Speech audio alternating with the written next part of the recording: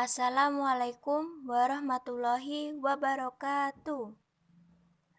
Perkenalkan, kami dari kelompok 1 yang beranggotakan Anissa Kusuma Ningtyas, NIM 213141096. Dian Atmaja, NIM 213141098.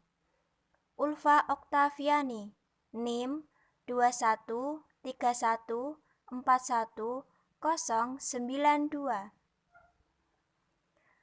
Kami akan mempresentasikan tentang hakikat, fungsi, dan ragam bahasa. Selamat menyaksikan. Yang pertama yaitu hakikat bahasa. Sejak kecil sampai sekarang kita menggunakan bahasa untuk berkomunikasi dengan orang lain. Lantas, apakah kalian semua tahu tentang definisi bahasa? Definisi bahasa menurut Krida Laksana 1983, bahasa adalah sistem lambang bunyi yang arbiter yang digunakan oleh para anggota kelompok sosial untuk bekerja sama, berkomunikasi, dan mengidentifikasi diri. Yang kedua, menurut Keraf 1997 halaman 1, bahasa adalah alat komunikasi antara anggota masyarakat berupa simbol bunyi yang dihasilkan oleh alat ucap manusia. Mungkin ada yang keberatan dengan mengatakan bahwa bahasa bukan satu-satunya alat untuk mengadakan komunikasi. Bahasa sering disebut penanda eksistensi budaya dari masyarakat yang bersangkutan. Masyarakat yang maju budayanya pasti juga ditandai dengan berkembang baik entitas bahasa. Entitas bahasa bersifat unik, khas, dan tidak dimiliki oleh bahasa-bahasa lainnya. Anderson 1972 menyebutkan ada 8 prinsip dasar yang merupakan hakikat bahasa. Antara lain, yang pertama, bahasa merupakan alat komunikasi. Yang kedua, bahasa bersifat kesemestaan. Yang ketiga, bahasa bersifat kemanusiaan. Yang keempat, bahasa berkaitan dengan masyarakat dan budaya. Yang kelima, bahasa memiliki makna konvensional. Yang keenam, bahasa bersifat vokal. Yang ketujuh, bahasa merupakan simbol arbiter. Yang terakhir, bahasa merupakan sistem. Sifat bahasa. Yang pertama, bahasa sebuah sistem. Apa itu sistem? Sistem berarti tersusun. Sehingga artinya sistem adalah tersusun secara teratur dan harus membentuk suatu keseluruhan yang utuh. Contohnya seperti huruf abjad A, B, C, dan sampai Z yang tersusun secara sistematis. Yang kedua, bahasa berwujud lambang. Lambang dalam kajian ilmu semiotika artinya ilmu yang mempelajari tanda-tanda yang ada dalam kehidupan manusia. Contohnya, bahasa isyarat. Pada seorang yang menggunakan bahasa isyarat dalam berkomunikasi, maka ia akan menggerakkan isyarat dan simbol tertentu yang mempunyai makna bagi penggunanya, dan tidak semua orang paham akan isyarat-isyarat tersebut. Yang ketiga, bahasa berupa bunyi. Kenapa bahasa bisa dikatakan berupa bunyi? Karena bunyi ini hanya dikeluarkan oleh alat ucap manusia, tetapi tidak semua yang dikeluarkan oleh alat-alat ucap manusia sebagai bahasa. Contohnya, bersin. Apakah bersin bisa disebut dengan bahasa? Jawabannya tidak. Kenapa tidak? Padahal itu keluar dari alat ucap manusia. Karena, ingat, definisi bahasa yaitu alat untuk berkomunikasi yang harus diketahui maknanya. Terus, seperti apa yang dimaksud bahasa? Seperti saat kita mengemukakan tentang sesuatu hal terhadap teman kita dengan menggunakan bahasa yang bisa dipahami dan ada maknanya. Yang keempat, bahasa bersifat arbitrer. Arbitrer artinya sewenang-wenang, berubah-ubah. Seiring perkembangan zaman, bahasa mengalami perubahan. Contoh bahasa mengalami perubahan seiring zaman yaitu zaman dahulu tidak ada kata cius, bocan, dan lainnya. Walaupun itu bukan bahasa resmi, namun itu salah satu contoh bahasa yang mengalami perubahan dengan seiringnya zaman. Yang kelima, bahasa itu bermakna. Setiap bahasa wajib bermakna, maka segala ucapan yang tidak mempunyai makna tidak bisa disebut bahasa. Contoh, bahasa Inggrisnya maaf yaitu sorry. Bahasa Jawanya maaf, ngapunten. Setiap bahasa tersebut mempunyai makna sendiri walaupun itu satu makna. Yang keenam, bahasa bersifat unik.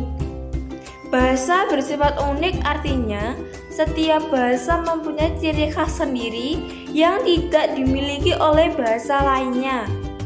Contohnya seperti kata terima kasih, thank you, itu mempunyai makna dari segi ciri khas sendiri dan lain sebagainya. Yang ketujuh, bahasa bersifat universal. Bahasa bersifat universal artinya ada ciri yang sama yang dimiliki oleh setiap bahasa yang ada di dunia ini. Contohnya, bahasa mempunyai bunyi bahasa yang terdiri dari vokal dan konsonan. Seperti kata good morning, selamat tinggal. Di dalam dua kata tersebut terdapat huruf vokal dan konsonan yang berbeda-beda. Yang kedelapan, bahasa bersifat produktif. Bahasa bersifat produktif artinya meskipun unsur-unsur bahasa terbatas, namun dengan unsur-unsur yang jumlahnya terbatas itu dapat dibuat satuan-satuan bahasa yang tidak terbatas, meski secara relatif sesuai dengan sistem yang berlaku dalam bahasa itu. Yang kesembilan, bahasa itu bervariasi. Bahasa memiliki ragam-ragam.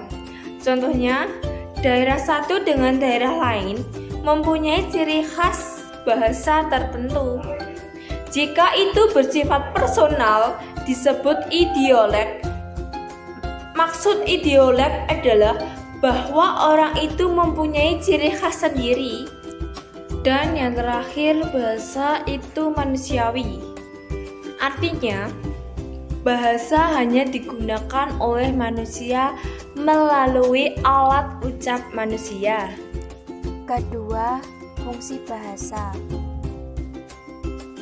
Bahasa memiliki fungsi yang beragam. Setiap pakar bahasa memiliki rumusan fungsi bahasa yang berbeda.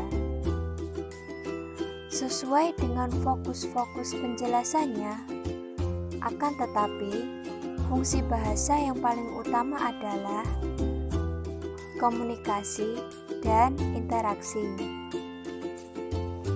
Di sini kita akan membahas fungsi bahasa menurut Halliday 1992. Fungsi bahasa sebagai alat komunikasi untuk keperluan sebagai berikut. 1. Fungsi instrumental adalah bahasa digunakan untuk memperoleh sesuatu atau tindakan-tindakan komunikatif. Misalnya, kamu menyuruh seseorang menutup pintu. Kemudian, ada tindakan-tindakan tersebut ini adalah salah satu contoh penerapan dari fungsi instrumental bahasa. 2. Fungsi regulatoris adalah bahasa digunakan untuk mengendalikan perilaku orang lain atau mengawasinya, seperti penetapan hukum, kaidah, kontrol perilaku, dan sebagainya. 3. Fungsi traksional adalah bahasa digunakan untuk berinteraksi dengan orang lain, seperti memantapkan komunikasinya. 4. Fungsi persona adalah bahasa dapat digunakan untuk mengekspresikan maksud pribadi atau personal, seperti menyatakan emosi, mengungkapkan perasaan-perasaannya, dan sebagainya. 5. Fungsi heuristik adalah bahasa dapat digunakan untuk belajar dan menemukan sesuatu. Di era ini, untuk mempelajari pengetahuan, mencari ilmu, mengembangkan teknologi, dan menyampaikan rumusan pertanyaan. 6. Fungsi imajinatif adalah bahasa dapat difungsikan untuk menciptakan dunia imajinatif. Fungsi bahasa ini dapat dilihat dari fungsinya saja. Bahasa untuk mendongeng, membuat cerita, menciptakan khayalan, dan mimpi. 7. Fungsi representasional adalah bahasa difungsikan untuk menyampaikan informasi, seperti membuat pernyataan-pernyataan, menyampaikan fakta atau pengetahuan, menjelaskan peristiwa, melaporkan sesuatu, dan lain sebagainya. Contohnya, ketika seorang wartawan meliput dan menyampaikan suatu peristiwa di stasiun televisi. Fungsi bahasa selanjutnya, bahasa sebagai bahasa nasional mempunyai fungsi khusus, yaitu bahasa resmi kenegaraan, bahasa pengantar dalam dunia pendidikan, bahasa resmi untuk kepentingan perencanaan dan pelaksanaan pembangunan nasional serta kepentingan pemerintahan. Selanjutnya, alat pengembang kebudayaan, ilmu pengetahuan, dan teknologi. Fungsi bahasa. Bahasa Indonesia mengalami perkembangan yang sangat pesat, sehingga perlu dibakukan atau distandarkan. 1. Ejaan Van Ophuijsen 1901. 2.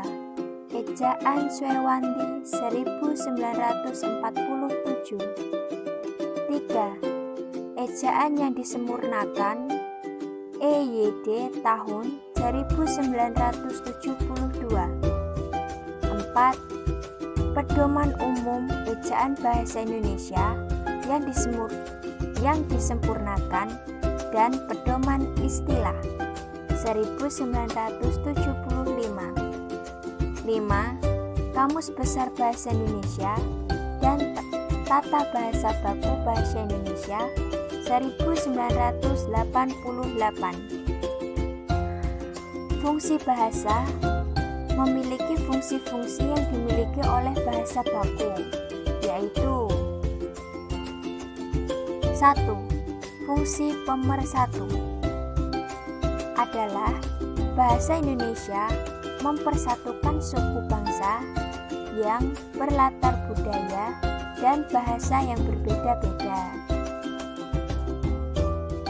2. Fungsi pemberi kekasan adalah bahasa baku memperbeda bahasa itu dengan bahasa yang lain.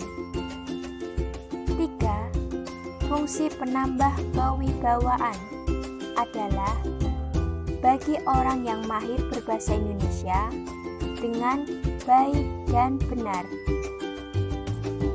4.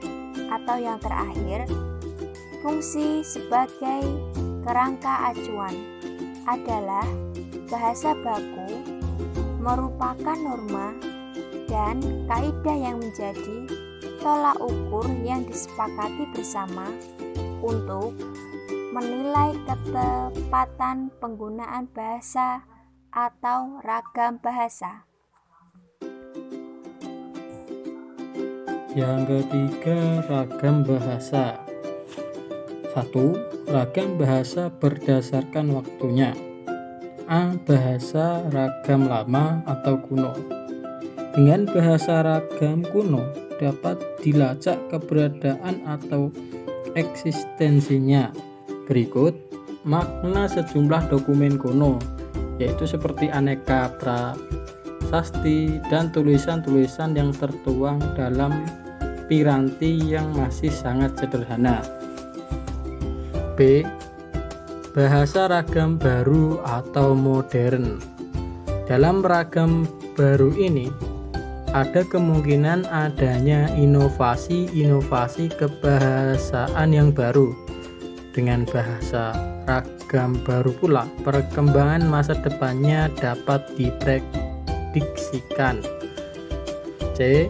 Bahasa ragam kontemporer. Bahasa ragam kontemporer adalah entitas bahasa dalam wujud perkembangannya yang sekarang ini yang telah melahirkan bentuk-bentuk kebahasaan baru yang cenderung mengabaikan kaidah-kaidah kebahasaan yang sudah ada. Ragam bahasa berdasarkan medianya. 1. Bahasa ragam lisan. Bahasa ragam lisan lazimnya ditandai dan ditentukan oleh pengguna aksen-aksen bicara atau penekanan-penekanan tertentu dalam aktivitas bertutur, pemakaian intonasi. Bahasa ragam lisan kemudian dapat diperinci menjadi dua, yaitu A. Bahasa ragam lisan kaku. Bahasa ragam lisan baku kelihatan seperti orang yang sedang ceramah, presentasi, dan lain-lain. B. Bahasa ragam lisan tidak baku. Bahasa ragam tidak baku terlihat seperti ngobrol dengan santai. Nomor 2. Bahasa ragam tulis. Bahasa ragam tulis yang hanya tepat muncul dalam konteks menulis. Terlihat seperti di tabel. Terdapat keunggulan dan kelemahan dalam ragam lisan dan ragam tulis. Di antaranya ragam lisan memiliki keunggulan berlangsung cepat, sering dapat berlangsung tanpa alat bantu, kesalahan dapat langsung dikoreksi, dapat dibantu dengan gerak tubuh. Akan tetapi kelemahannya ialah tidak selalu mempunyai bukti yang autentik. Dasar hukum lemah, sulit disajikan secara matang, mampu dimanipulasi. Adapun keunggulan ragam tulis, pertama mempunyai bukti, dasar hukum kuat, lebih sulit dimanipulasi. Kelemahannya ialah berlangsung lambat karena terus menulis, selalu memakai alat bantu, kesalahan tidak dapat langsung dikoreksi, tidak dapat dibantu dengan gerak tubuh dan mimik muka. Yang selanjutnya, ragam bahasa berdasarkan penuturnya. Pertama, ragam daerah dikenal dengan nama logat atau dialek, seperti dialek orang Tegal, orang Pekalongan, orang Kebumen. Nomor 2, ragam pendidikan terdiri atas ragam bahasa baku dan ragam bahasa tidak baku. Ragam bahasa berdasarkan jenis pemakaian bahasa. Ragam dari sudut pandang, sudut bidang atau pokok persoalan. Misalnya ragam bahasa bidang politik. Istilah khusus. 2, ragam menurut sarananya, yaitu ragam lisan dan tulisan. Ragam bahasa menurut hubungan antar pembicara. Yang pertama, formal. Biasa digunakan dalam situasi resmi, misalnya pidato kenegaraan, surat dinas, dan makalah atau karya tulis. Nomor 2, semi formal. Menggunakan kalimat tidak lengkap gramatikanya dan kosakatanya yang dipilih cenderung tidak baku. Nomor 3, non formal. Biasa digunakan oleh para penutur yang hubungannya sudah akrab, seperti antar anggota keluarga, teman karib, atau menganggap lawan bicara ya lebih rendah statusnya. Sekian presentasi dari kami. Bila ada kekurangan kami minta maaf. Sekian dan terima kasih.